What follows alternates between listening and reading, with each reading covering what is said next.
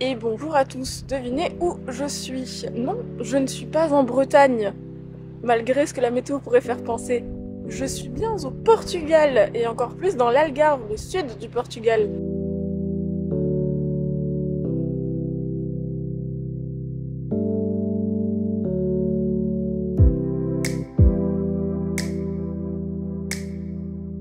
Pour aujourd'hui faire la Ponta de Piedade, donc je suppose le chemin piéton le long des plages.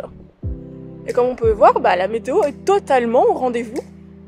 Donc ça promet des photos avec un ciel très nuageux.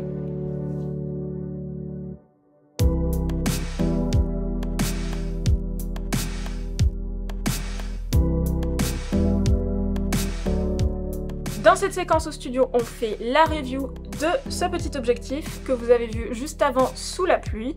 Donc il s'agit du 20 mm f2 de chez Sigma. Donc on va voir ensemble un petit peu plus ses caractéristiques, ses points forts, ses points faibles, et surtout vous allez savoir s'il vaut le coup. Donc restez bien jusqu'à la fin.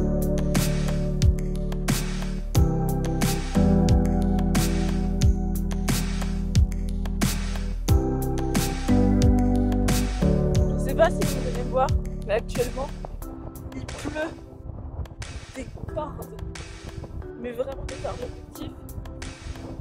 Il est trempé, le boîtier il est trempé aussi. Je pense qu'il peut même pas faire le focus tellement il y a trop d'eau. C'est là qu'on va voir si le Sigma 20 mm et la 7.4 ils sont résistants à l'eau, aux intempéries. Parce que là vraiment, après il va être propre mon 7.4. Vraiment c'est la pluie battante. Je suis trempée jusqu'aux os. Et le boîtier aussi, à tel point que même le Dead Cat du micro Sony, il goûte. Donc je sais pas si je vais faire des photos très longtemps. J'ai un peu peur pour le boîtier, on se ment pas. Allez, prochain spot.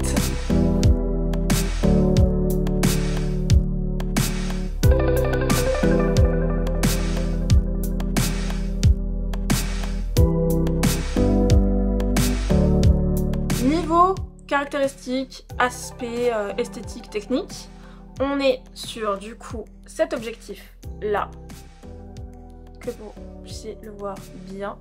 Donc c'est une finition complètement métal, très petite, comme d'hab je vous fais le ratio par rapport à ma main. On peut voir qu'il est très petit et encore il y a le pare-soleil qui est vissé vers le haut. Donc sans le pare-soleil on est à peu près cette taille là. Je dirais que ça fait ça fait 15 cm, ça fait même pas 15 cm. Donc c'est vraiment un objectif très compact, assez lumineux. On est sur un 20 mm f2 avec une bague de diaph ici, qui n'est par contre pas décliquable. On a un bouton qui permet de switcher entre le manual focus et l'autofocus. Une petite bague de zoom située juste ici. Et la grande force de cette série chez Sigma pour ces petits objectifs compacts, c'est que le capuchon ici à l'avant est aimanté. Donc on peut facilement le clipser et le déclipser.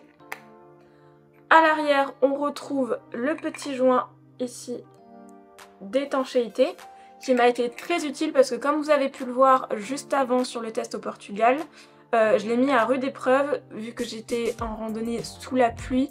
Et quand je vous parle d'une pluie, c'est une bonne pluie.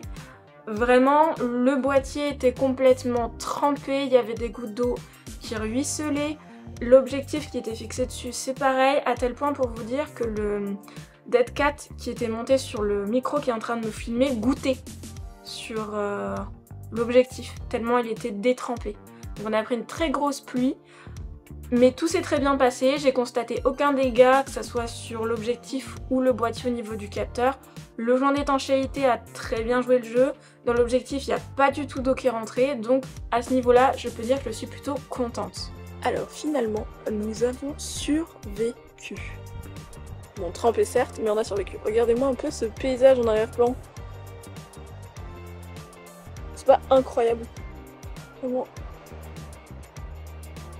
Bon, le temps est encore un peu pourri, mais vraiment, les petits jours. Donc on va continuer. Donc actuellement on est, je sais pas si on voit d'ici. En gros, il y a un fort derrière moi, enfin un phare plutôt. Et on va faire un peu toute la côte comme ça, on va longer.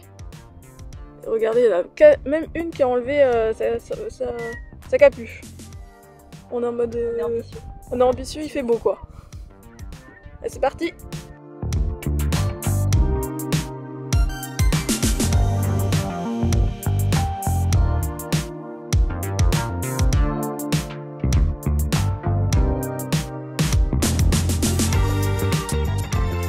De manière générale, cet objectif c'est un 20 mm f2, donc il a un très grand angle de vue tout en étant assez lumineux. Je trouve que le ratio luminosité-compacité est très bien respecté sur cet objectif là, qui est très petit, très léger et assez polyvalent. J'ai pu faire de la photo de rue aussi avec ce 20 mm, mais en même temps faire de la photo de paysage qui était un petit peu ce pourquoi je l'avais embarqué à la base. Si on veut le comparer à d'autres 20 mm qui sont disponibles sur le marché, moi je peux le comparer au 20 mm f1.8 Sony G que j'ai eu en ma possession juste avant et que j'ai revendu parce que je constatais qu'il y avait quand même pas mal de défauts dessus. Donc le 1.8 est légèrement plus lumineux parce que celui-ci est un f2. Cependant je le trouve meilleur que le Sony pour la simple et bonne raison que je n'ai pas constaté de focus breathing ou de pompage de focus en français, qui est le phénomène que quand on branche généralement un grand angle ou ultra grand angle à notre boîtier, le focus va avoir tendance à faire ça. Alors autant en photographie ce n'est pas très dommageable puisqu'on peut faire plusieurs photos ou faire de la rafale, autant en vidéo ça se voit énormément et je pense que sur les vlogs qui ont été faits il y a quelques années où je me filmais littéralement à la main comme ça avec le 21.8G, on voyait beaucoup ce phénomène de pompage à l'image. Alors que avec celui-ci, j'ai tourné beaucoup d'images que vous avez pu voir dans la séquence d'avant, on ne constate aucun pompage. Et ça, pour moi, c'est un très gros point positif. Alors on est enfin arrivé au bout du parcours, au bout du chemin, on a réussi. On est à Ponta des Piedades, donc la plage hyper connue avec des escaliers qui descendent. Et là on est au-dessus, donc on a une vue sur les escaliers qui descendent la plage et la falaise. Bon, j'aurais pas me baigner aujourd'hui clairement, mais c'est une bonne chose à faire.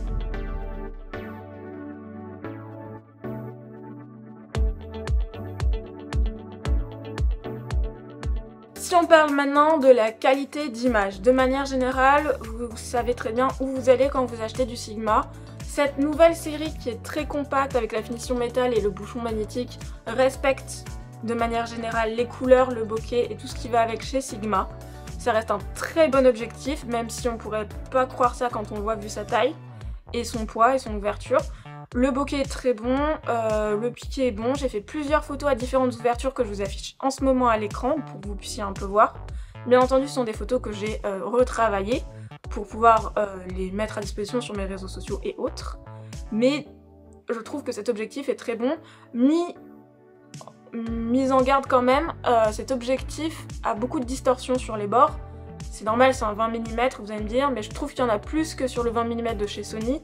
Mais ça reste totalement corrigeable avec avec le logiciel, je vais y arriver, d'édition photo. Donc moi j'utilise Lightroom que vous pouvez voir juste ici en arrière-plan, mais ça fonctionne avec Capture One et tous les autres logiciels d'édition. Il s'est remis à pleuvoir. Bon là vous voyez pas grand chose, alors attendez, hop. Voilà, on va fermer le gaffe. Il s'est remis à pleuvoir, mais je suis trempée, mais il y a un truc incroyable que je dois vous montrer, c'est ce qui est juste là derrière moi. Bon là on voit pas trop, mais je vais prendre des photos. C'est trop beau. Et il y a un gouffre à pic, c'est incroyable. Bon je vais pas trop m'approcher, mais c'est incroyable.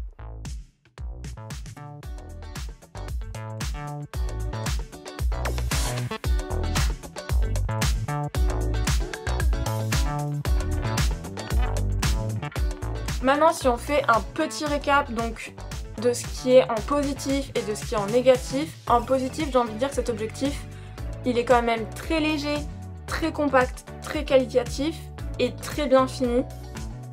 Pour sa taille, son prix, il est vraiment moins cher que le 20 mm 1.8G. Je vous laisse quand même aller vérifier sur internet parce que les prix ça bouge un peu tous les jours. Mais moi quand j'ai acheté celui de chez Sony, je l'ai eu à 900 €. Je crois que celui-ci est plus aux alentours de 600-700. Mais je vous laisse quand même aller vérifier. Qu'est-ce que je pourrais dire d'autre? Sa compacité, on l'a dit. Son ouverture, on est quand même sur un f2. C'est assez lumineux, ça quand même permet, je vais y arriver, de faire des photos en basse luminosité. Je dis pas non plus que c'est du 1.4 ou du 1.2, mais franchement c'est très bien. Pour tout ce qui est vidéo, on n'a pas le phénomène de pompage de focus par rapport à d'autres grands angles ou ultra grands angles, je trouve que c'est plutôt bien. Par contre, le défaut que j'ai mentionné précédemment, c'est la distorsion. Autant en photo, c'est rattrapable parce que du coup, avec un logiciel d'édition photo, ça se corrige. Autant en vidéo, ça ne se corrige pas, mais je pense que quand on décide de filmer au 20 mm, voire au-delà, du 14, du 16 ou autre, on sait très bien qu'il va y avoir de la distorsion. Donc, en conclusion, qu'est-ce que je peux vous dire de cet objectif? Si vous avez besoin d'un petit objectif qui fait de la très bonne photo, de la bonne vidéo, avec une grande ouverture, une luminosité tout à fait correcte, pour un prix assez contenu, vous pouvez partir sur celui-là. Vous avez en plus la petite finition qui permet d'avoir le bouchon aimanté. Si je peux vous faire un retour d'expérience là-dessus, moi au début j'avais vraiment peur de perdre le capuchon ou que, vu les pluies que j'ai eues, que ça soit très dérangeant pour l'objectif. Je n'ai eu aucun problème. Vous pouvez y aller, je pense que ça a été très bien étudié chez Sigma pour qu'on puisse faire ça sans que l'objectif tombe, enfin sans que le capuchon de l'objectif tombe, mais qu'on puisse en même temps l'enlever et le remettre assez facilement. Une info que je n'ai pas donnée, c'est le diamètre frontal, qui n'est pas noté là, je pense qu'il est noté plutôt derrière. Voilà, c'est un diamètre frontal de 62 mm, au cas où, si vous avez besoin d'acheter des filtres compatibles. Et donc oui, la conclusion générale, c'est que j'aime beaucoup cet objectif. Pour moi, il remplit toutes les catégories, tous les critères, en fait, d'un petit objectif compact, je répète encore une fois, petit, compact, léger, une ouverture tout à fait correcte.